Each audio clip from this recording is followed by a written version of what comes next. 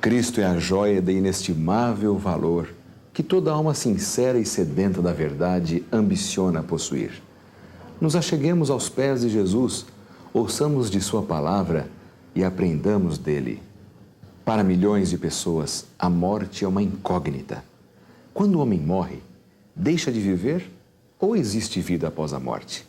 Só a Bíblia Sagrada tem a resposta segura para esse mistério. O que é morte para você? A morte?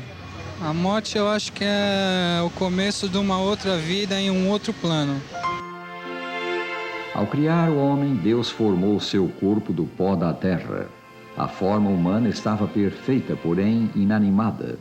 Então Deus soprou naquela forma o fôlego da vida e o homem tornou-se um ser vivo, inteligente. O homem tornou-se alma vivente. Isto é o que lemos em Gênesis 2, versículo 7. Então formou o Senhor Deus ao homem do pó da terra e lhe soprou nas narinas o fôlego de vida e o homem passou a ser alma vivente. Alguém poderá perguntar: o que acontece quando o fôlego sai do homem? O que acontece depois da morte? Eu acredito que a vida depois da morte, a alma continua e pode vir em outro corpo. Cada um tem seu espaço merecido em um outro lugar, num outro plano. Lemos aqui: enquanto em mim estiver a minha vida e o sopro de Deus nos meus narizes, enquanto eu tiver vida, enquanto o sopro de Deus, a centelha vital de Deus estiver em mim, nunca os meus lábios falarão injustiça, nem a minha língua pronunciará engano. Por quê? Após a retirada do sopro de vida, o que acontece? No livro de Eclesiastes, no capítulo 12, verso 7, e agora eu vou ler como fala a Bíblia de Jerusalém, que é uma ótima tradução católica. Diz-nos nesse trecho: antes que o pó volte à terra de onde veio e o sopro volte a Deus que o concedeu. A vida que temos aqui na terra é uma concessão divina. E após a segunda vinda de Cristo, a imortalidade será também uma concessão divina. Ao morrer o homem, o fôlego da vida, ou espírito, o princípio de vida que Deus dá ao homem e aos animais, volta ao grande autor da vida. Tendo vindo de Deus, a ele pertence. É como se tomássemos uma lâmpada ligada por fios elétricos à fonte de energia. Enquanto os polos estão ligados, temos luz. Ao desligarmos o fio que conduz à eletricidade, a luz se apaga e a lâmpada como que morre. Assim também, por ocasião da morte, o fôlego, o espírito sai e a pessoa não mais existe como ser vivo, consciente e pensante.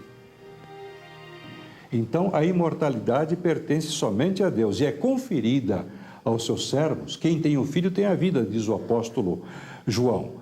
A vida eterna é conferida por Deus, mas ninguém é imortal naturalmente. É um dom recebido de Deus. Você acha que é possível manter contato com os mortos? Talvez, acho que sim. Como seria esse contato? Através de sonhos, ou eles poderiam aparecer, não sei. Eu acho que é. Apesar de eu achar que isso não é válido, porém é possível sim. Jesus ensinou que os mortos dormem. A respeito de Lázaro, que havia morrido, lemos: isso dizia e depois lhes acrescentou: nosso amigo Lázaro adormeceu, mas vou para despertá-lo. São João 11, versículo 11. A ordem de Cristo ao ressuscitar Lázaro foi simplesmente: vem para fora, indicando que seu amigo não se achava noutro lugar que não a sepultura, onde dormia o sono da morte. Quando Jesus ressuscita Lázaro, com o poder divino que havia nele, aqui ele exerce o poder da divindade, ressuscita a Lázaro, aquele que estava morto. Não teria cabimento Jesus pedir para Lázaro vir do céu, porque, por certo, pela vida que Lázaro vivia, o testemunho que as Escrituras dão dele, ele estaria no céu, segundo a crença de muitos, mas ele estava, isto sim, na sepultura. Teria sido um absurdo, pensemos bem, Lázaro no céu, na presença de Deus, e ser trazido de volta à terra, onde há miséria, perseguições, tristezas e desespero, e morte inclusive. O próprio Senhor Jesus, ao morrer, foi levado para a sepultura. lugar de repouso dos que morrem. Um pouco depois de ressuscitar, Jesus declarou que não havia ainda subido ao céu, pois disse a Maria Madalena: ainda não subi para meu Pai. Ora, se Cristo não subira ainda, é porque ficara na tumba. As Escrituras são muito claras quanto ao estado do homem na morte, porque os vivos, dizem elas, sabem que hão de morrer, mas os mortos não sabem coisa nenhuma, nem tampouco terão eles recompensa, porque a sua memória jaz no esquecimento. Eclesiastes 9, versículo 5. Devem os filhos de Deus consultarem com os mortos? Levítico 19, 31 diz que isto é abominação a Deus. Por que os filhos de Deus têm que consultar com os mortos? Se o morto nada sabe. Mas pastor, você pode dizer, eu sei de um amigo que foi a uma reunião espírita e chamaram os espíritos e ele falou com o espírito de seu pai. Ah, não. Querido, espera um pouco. Não existe espírito de teu pai. Mas pastor, eu sei, ele falou com o espírito. Ah, falou com um espírito, mas não com o espírito do pai. Porque quando o pai morreu, o corpo foi para a terra e o sopro voltou para Deus. Ele falou com o espírito, sim. Mas é espírito demoníaco. Sabe por quê? Porque quando Lúcifer saiu do céu, ele arrastou com ele uma terceira parte dos anjos. E onde estão esses anjos? Esses anjos hoje são espíritos enganadores que vão enganando a todo mundo. E sabe por que o diabo quer que você pense que quando o homem morre, seu espírito anda vagueando? Porque então, se quando você morre, teu espírito sai, se reencarna e vai evoluindo, então para que salvação? Para que preocupar-se por viver nesta vida uma vida de comunhão com Cristo? Se você vai ter outras oportunidades nas outras vidas, está vendo? Então, com essa teoria de que quando o homem morre, seu espírito vai saindo, a cruz de Cristo acabou. O sangue de Cristo não vale nada. A salvação de Cristo não vale nada. O Santo Livro é taxativo. Os mortos nada sabem. Eles dormem nos túmulos, tanto os bons como os maus. A morte é o oposto da vida. É o retorno do homem ao que era antes que Deus lhe soprasse o fôlego da vida. Morte é a retirada da vida e de tudo quanto ela implica. Vida implica pensamento e consciência. Na morte não há nem pensamento nem consciência. Vida sugere atividade. Na morte a atividade cessa. Na morte é cortada toda a relação com a vida. Quando acordarão os mortos?